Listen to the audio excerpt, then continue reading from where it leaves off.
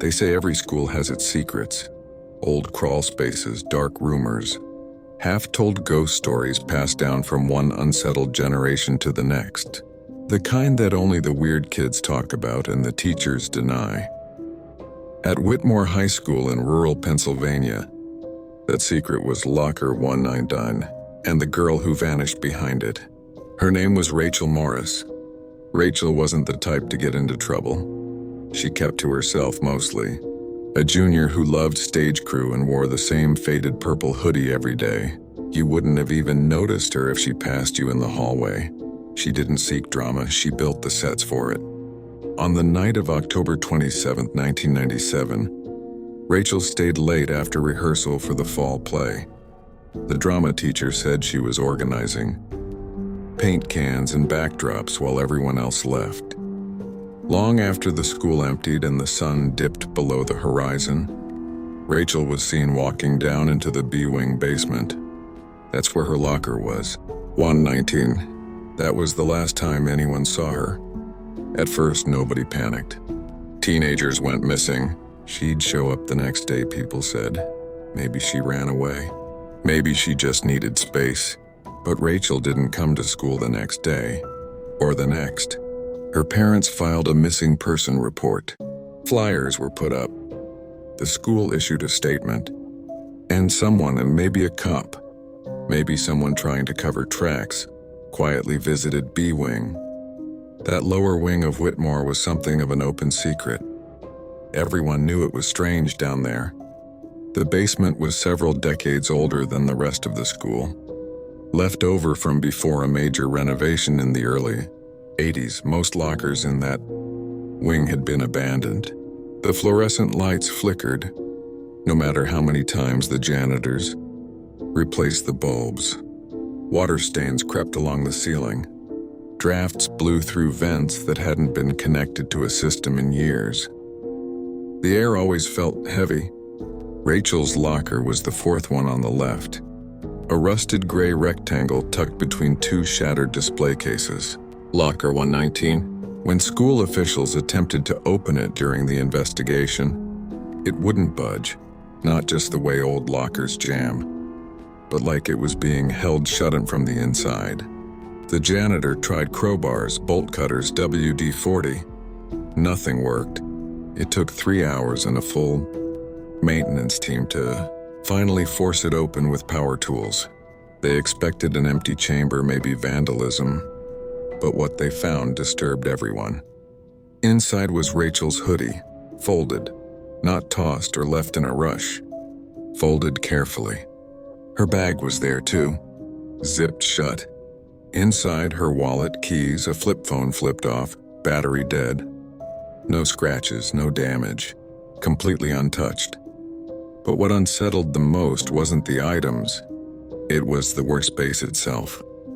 The locker looked too deeper, almost cartoonishly so, at least 6 or 7 feet deep when no locker in the school was more than 3. Shining a flashlight inside made it worse. The walls inside didn't reflect light normally. They seemed to suck it in, like a tunnel descending God knew where. One officer described the moment they peered in as if the inside wasn't a space, but a presence. Like you weren't looking into a locker, but something looking back at you. Then the batteries in the flashlights went out. The smell hit next. Rotting flowers, sweet but sour, like something decaying beneath perfume. The school immediately shut down that wing.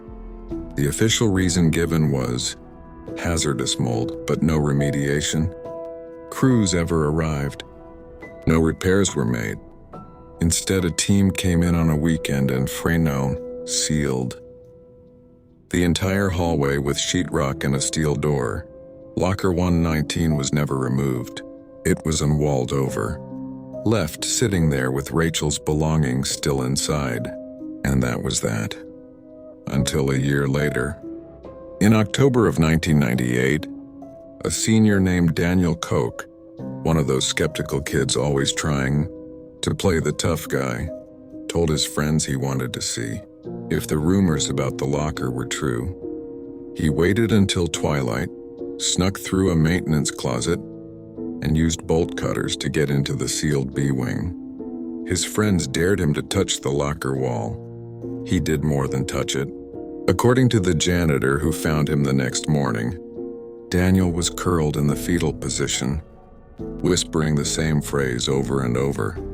"She's still down there. She's still down there." But she's not her anymore. His fingernails were broken, bloodied stubs. He had clawed mine at the concrete, scraping until he bled, as if trying to reach something on the other side. His sketches were found in his locker the next day. Long corridors of rusted steel, hands reaching from walls, and a figure resembling a girl, faceless, standing at the far end of every drawing. A swirling black mass filled in where her face should have been. He simply labeled the drawings the Hollow Girl. Daniel never returned to school. He was institutionalized within the month. If you've got connections, you can find the intake report. Paranoid delusions, hallucinations, severe regression. But he never once denied what he'd seen. Apparently, on his first night in the psych ward, Daniel refused to sleep, screaming that if he closed his eyes, she would grab him from the inside. That's what he said, from the inside. Since then, a handful of strange things have been reported at Whitmore High every October. Clanging locker doors in empty hallways, the sound of a girl crying behind the walls, the scent of dead flowers near the sealed entrance to B Wing. Class rosters no longer include Locker 1 to 19. The sequence skips from 118 to 120. Ask staff about it, and their faces change. Their voices drop. They tell you not to go poking around, that it's just an old story, an accident, nothing more. But some students, the ones who dig in yearbooks, who press their ears to the door after dark, say otherwise. They say Rachel was only the first. Other names appear in forgotten attendance records. Students who transferred suddenly. Stories that don't add up. Kids whose faces are there in the fall photos but missing by springtime. And now the older kids pass down their own rule. If you ever walk the halls late and you feel the temperature drop and suddenly smell something sweet and rotten and hear a soft knock coming from behind the lockers, don't answer. Don't listen. And for the love of God, don't speak your name out loud. Because she's still there, waiting. The girl with no face, no warmth, no soul. Just in the hollow space where she used to be. The Hollow Girl. And once she knows your name, you're already hers.